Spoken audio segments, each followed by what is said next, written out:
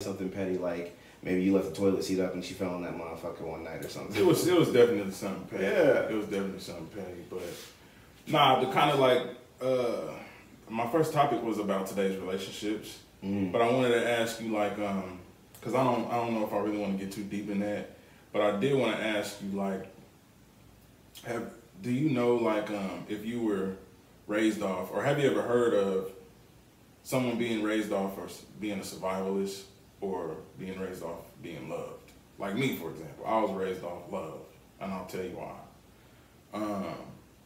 As a child, I didn't have to really ask for nothing but Jordans. And when I realized that they couldn't afford, I mean, like, they could afford the Jordans. It wasn't like they couldn't buy me none. Yeah. They just wouldn't. You know, there was an era of folks who were parents or Mom Dukes just wasn't paying $200 for a pair of shoes. She would rather get me a Sega or a PlayStation a year after it comes out. Okay. And, you know, spend $200 on that, you know, $200, $300, because back then I think that's how much they was when they first came out, even after that first year. So, like, I grew up with a two-parent household. Christmas was cool, you know what I mean? I found out later on, like, they let me find out wrestling was fake. They let me find out Santa wasn't real, you know what I mean? But for the most part, minus all the, like, abusive stuff that I witnessed growing up as a kid, preteen or whatever, like, it was a overwhelming amount of love. You know what I mean? Like, it wasn't like constantly shown to me and my sister. Like, they wasn't just telling us, you know, I love you every day and hugging us and kissing us every day. But it wasn't like, for example, like my wife, she was like raised off of surviving. You know what I mean? And I'm not saying like I had a silver spoon growing up or nothing like that, because that was not the case. Yeah. But with her, it was her trail, her journey was a little bit different. It was like, you know, her dad didn't want nothing to do with her. You know what I mean? And everybody that was coming in her life, except for her, well, her mother too, but everybody that was coming in her life had no hesitation to like leave her. So she's always had this. And she's better at it now, but at a certain point, she's always had this type of demeanor where it's like, well, shit, you can leave. You know what I mean? I don't, you know, she's expecting people to leave. You know what I mean? So that's why I was asking, do you think that even pertains to you? I guess your survival could be different. You know what I mean? Your love could be different. So let's see. If any. Growing up, it was just me, my mom, and my sister. My mom worked. She wasn't the best. She did her best. We never wanted for anything. Yeah. So if we needed it and it was within our power, she'd give it to us.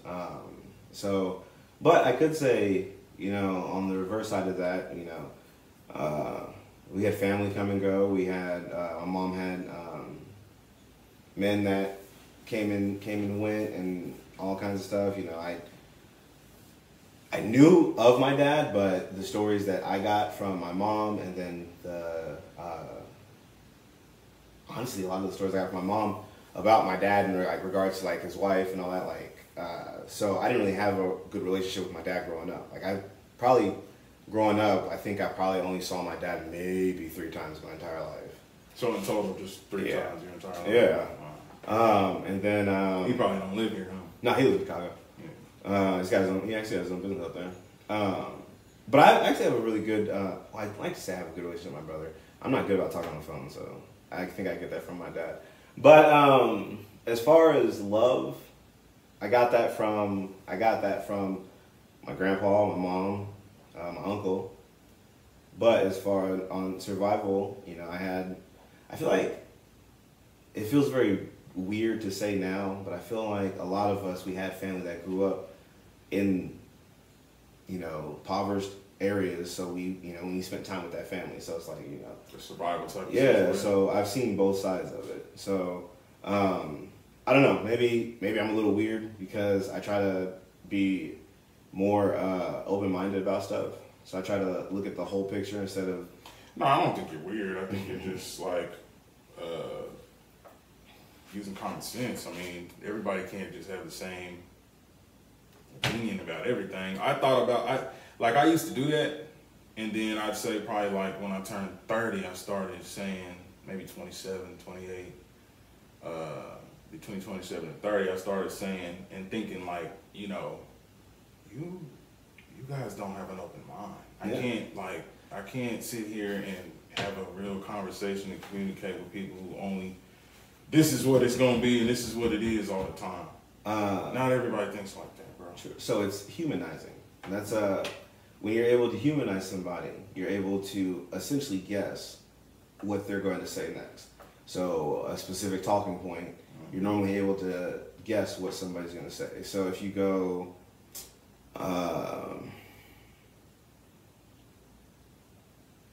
what's the big one? It's not like super. Interracial dating, for example. Since I am engaged to a white woman. Yeah. If you go to a lot of the older generation, well, not a lot. I'll say if you go to some of the older generations, I'm starting to learn now that the words we use really determine our stance on something. So there are a few black people that you talking about, or they'll find out that I'm dating a white woman, and their face just crunches up immediately, and off rip, I can already tell that they're gonna talk to me about generational wealth, which nobody even teaches us about when we're kids. They're gonna talk to me about marriage being a contract and the fact that you're giving your money to the white people, and they're gonna talk about, well, when you die, and it's like, damn, like, motherfucker, I work it, like, bro, we work in the same job. Like, what are you talking about wealth, motherfucker? If I had wealth, you think I'd be out here on my feet for 10 hours, bro? Right. You know what I'm saying? So it's just like, people that's not open-minded. Yeah, but I will say, the flip side of that was, old girl at work, because I got so tired of hearing about it from my mom, because she really made me think about it, because she was like, because I have always heard, black men, or the trope of, black women didn't see me as being black enough, or this, that, and the third. Damn, you've always heard that. I've never heard it, but I've seen it on like TV and stuff like that. Right. I think there was like a whole thing when they found out Childish Gambino was his baby mom. Yeah. And so I started thinking about it, and so when she confronted me, and I was like, well, I'm just not. I was black enough to kick it with and all that, but I was never black enough to date. And she's like, that's not good enough. And so, was this your mom? No, it was old girl from work. I don't want to drop her name because shout out to you. And so when I went home that night, I sat down and I was like, wait, let me actually think about this. Do I have some type of bias? Did I have some type of bias? And I was like, no. I was like, growing up, my mom always talked about how my uncle used to run through all her friends. And I was like, yo, that's crazy. I'd never do that to Kia, like my little sister. Yeah. And so when I was in Raytown was primarily white. So there were the same with me and my family. There was a smaller group of black people, right? Mm-hmm. Most of the black people went to Ray South. So the girls that I was trying to go after, they was either taken or they was friends with Kia. Right. And look, I actually got in trouble for this. One of Kia's friends, she we was kind of talking, and she ended up. She is your little sister. Yeah, and she ended up. Her friend ended up staying the night at our house, and so I go in there, I grab her phone. I'm trying to get her to come in the room. I'm trying to, I'm trying to get it done. This girl takes the phone back, goes back in there, and is like, I want to do it in here. I was like, bro, my sister's sleeping in the bed. You're literally in a pallet on the floor. What are you talking about? She's like, I want to do it in here. And I was like, oh, yeah, nah, I ain't with that. And so that was the only time I ever, trust me, there was a lot, look, I pray to God Sarah never sees this. Hey, I love you. But I'm going to be real. Black women are just beautiful. Yeah. And so it's crazy to me that motherfuckers be like, oh, well, attitude and this, that, and the third. Look, I'm sorry. Black women to me are beautiful. And the most beautiful ones are the ones natural beauty. Mm-hmm. So you got your natural hair, and you got your natural skin. What the fuck? Yeah, what are you talking about? So for all them, look, For all y'all out there talking about, look, hey, I play video games, I watch anime, I didn't get bullied in school like some of y'all out here talking about y'all's life is rough and all that. I'm overweight, alright? And I'm engaged to white women. I'm telling you, black women, they are beautiful. Stop with this stereotype shit. Now, also, stop with the social media shit. Social media is tearing black women down. Yeah. That is the truth. Man, I was, this is funny. It's not really funny, but it was funny to me. I giggled. So you know Dr. Umar. Yeah. So Dr. Umar, I stumbled across a video of him, and he was just talking, and I guess I don't know if he was serious or not, but he's about to have a convention, some kind of sit down for Negroes and the women that are black. And for the women, I remember him saying, and this is what blew me. He was like, yeah, for my sisters, y'all cannot come, with unnatural hair. Because basically what he's trying to do is, and like I said, again, I don't know if he's serious, but usually whatever he's talking about, he sounds pretty stern about it. Y'all go look it up if you want to in your own time. But it hit different when he was like, he's trying to like redirect the thought process of some of the women, because he basically was saying like a lot of the black women in America, they're lost because of how they present themselves. And basically what you were saying about how black women are beautiful, which they are. What I would say is, and don't take offense to this, because I definitely love y'all. I'm married to one, but some of y'all, I think, don't know how beautiful you really are. In some cases. Hold on.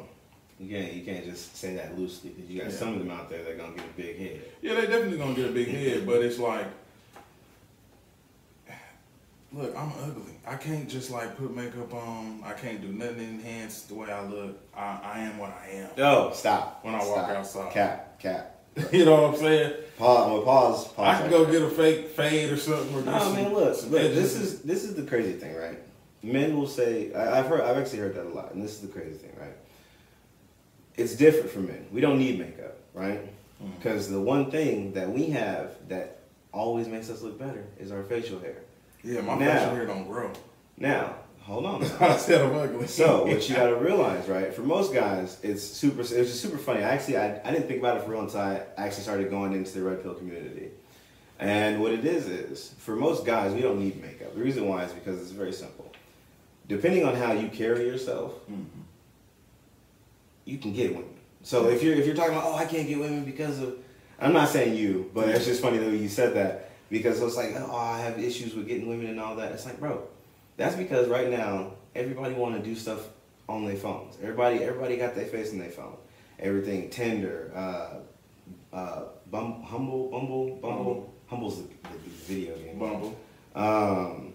Tinder, Bumble, all that stuff. And it's like, you gotta be for real. The shit's been out for a while, but motherfuckers are still going out and talking to people. So now people don't know how to have a conversation, because, like you were saying before we started this, it's my way or the highway in conversations now. Yeah. So you don't even know how to talk to people. You don't know what an icebreaker is. So motherfuckers be like, hey, excuse me, can you come back to my place? It's like, motherfucker, you weird as hell.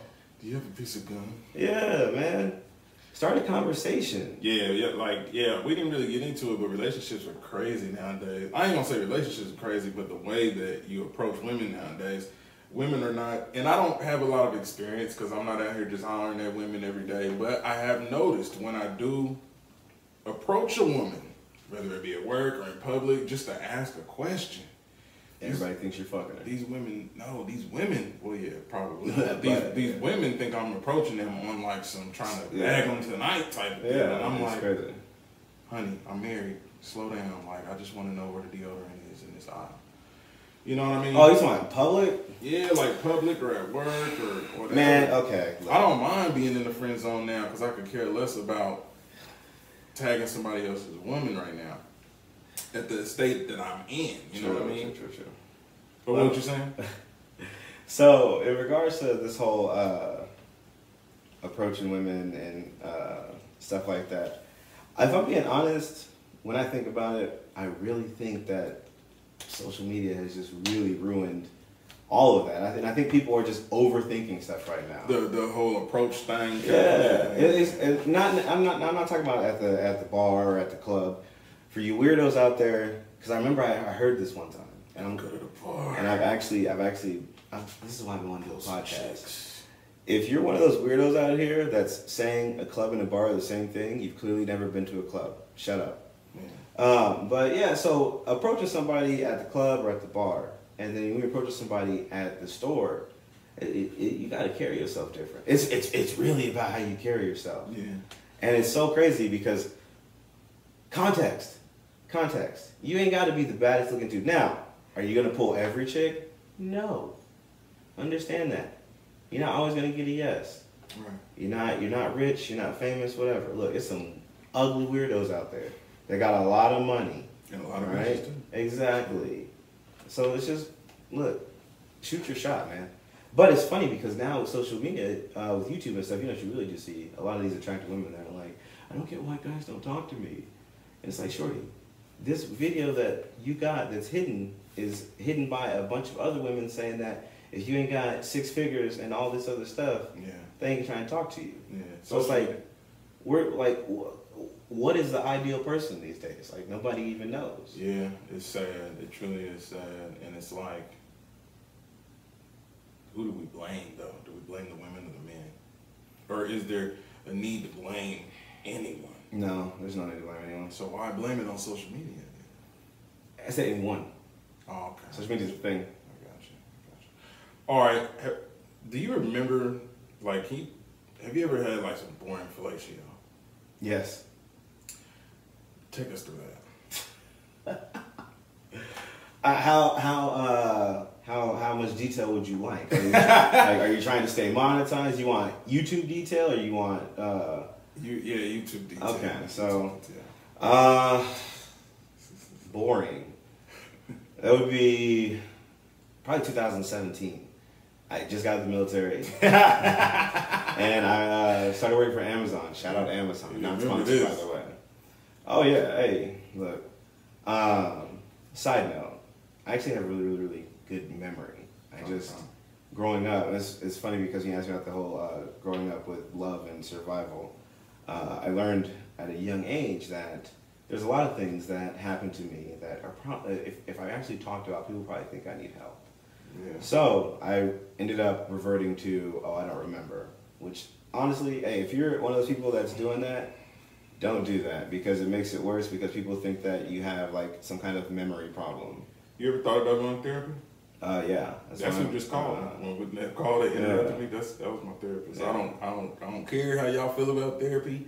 I go to a therapist twice a month. Have been for a little over a year now. Yeah, that's why when I go to the doctor, I'm gonna talk to them about that because you have to before you can get any type of prescription or anything, you have to actually get recommended a therapist. So,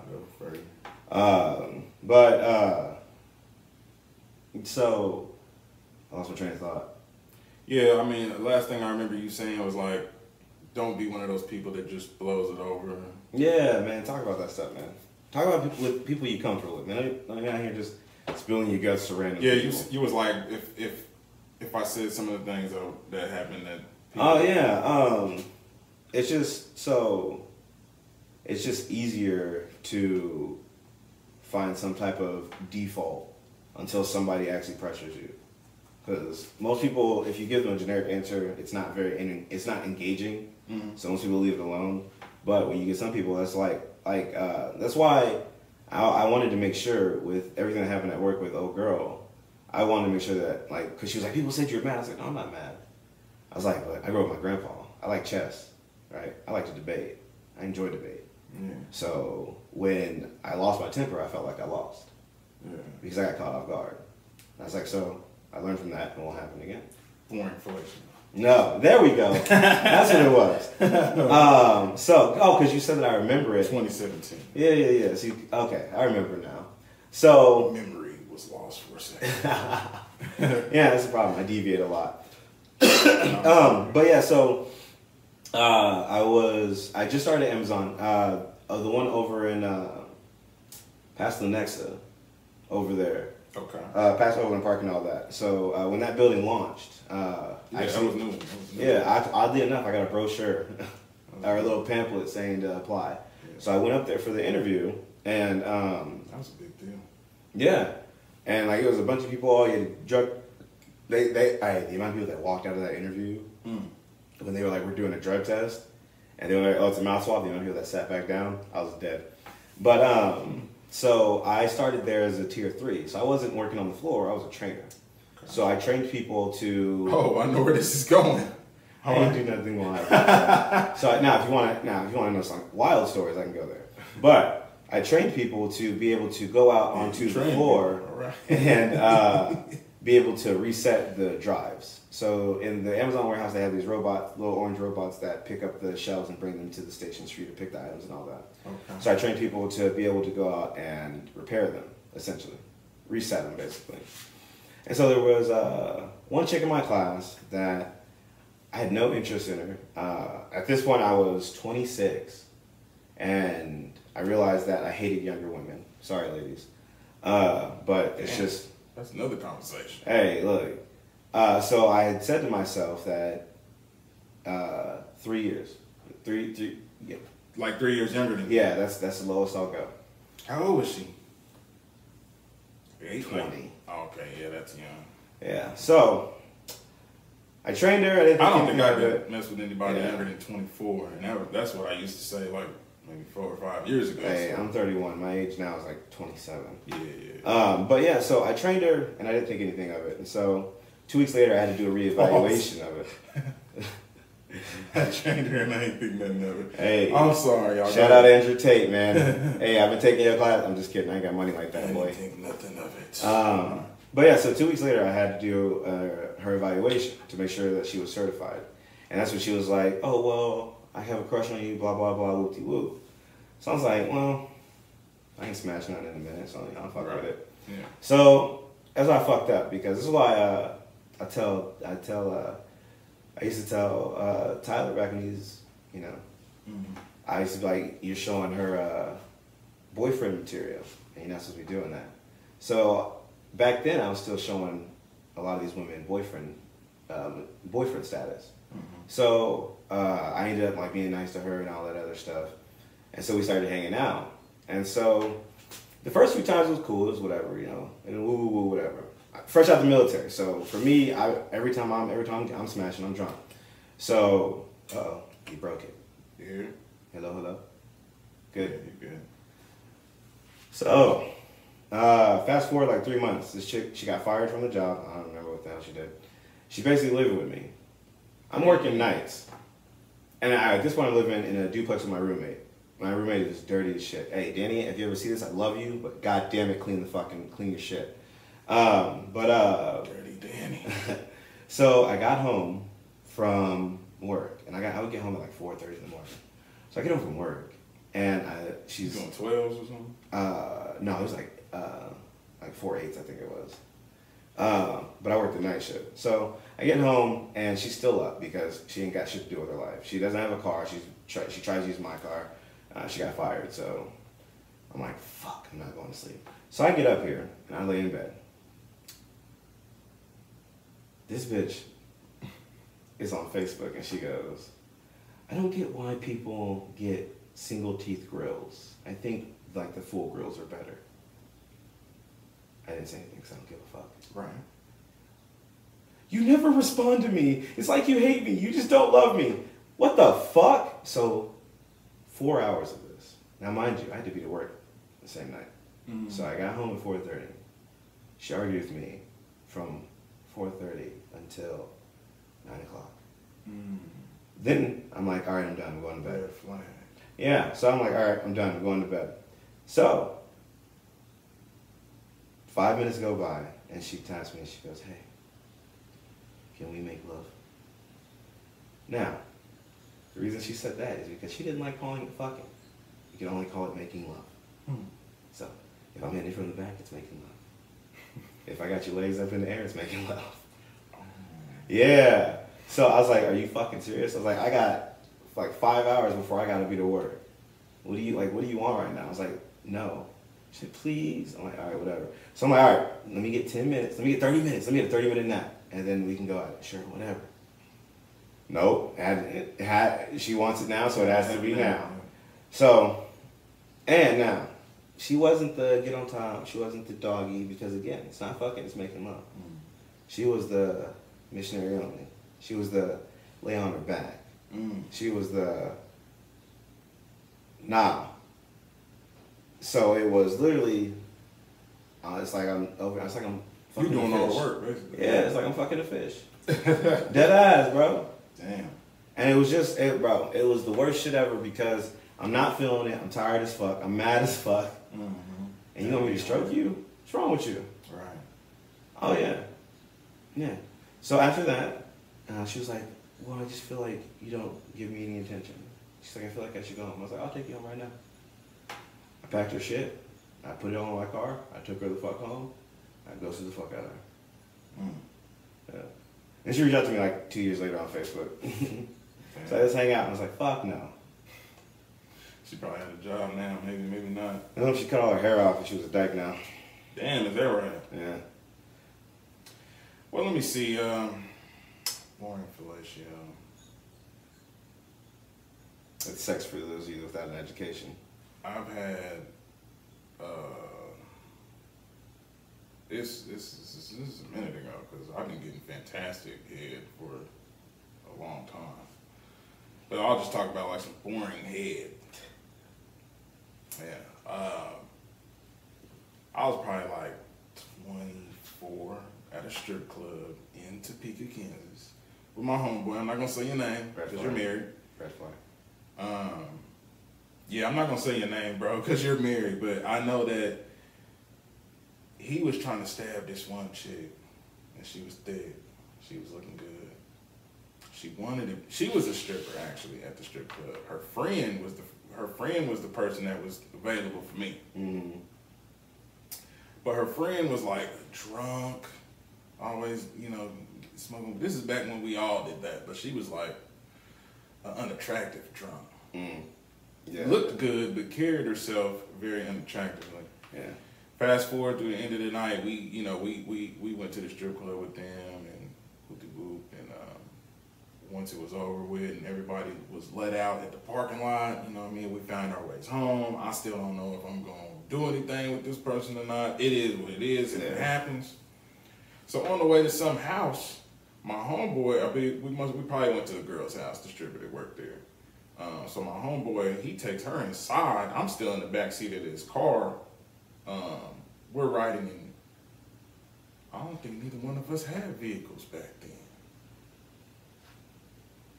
Nah, we was riding in his whip. I'm in the back seat of his whip. And she gave me the boringest head ever. I mean, I was just sitting there, bro, like just, the fact that I'm getting it is cool, but it's just like, man, this isn't powerful at all. You know what I mean? This is trash, you know what I mean? But the fact that I got it before the end of the night was over with, before I went home, it was, it was a successful night because something went down. But sure. Yeah. Let me, I can take a leak. Yeah. And then I'm gonna, cause I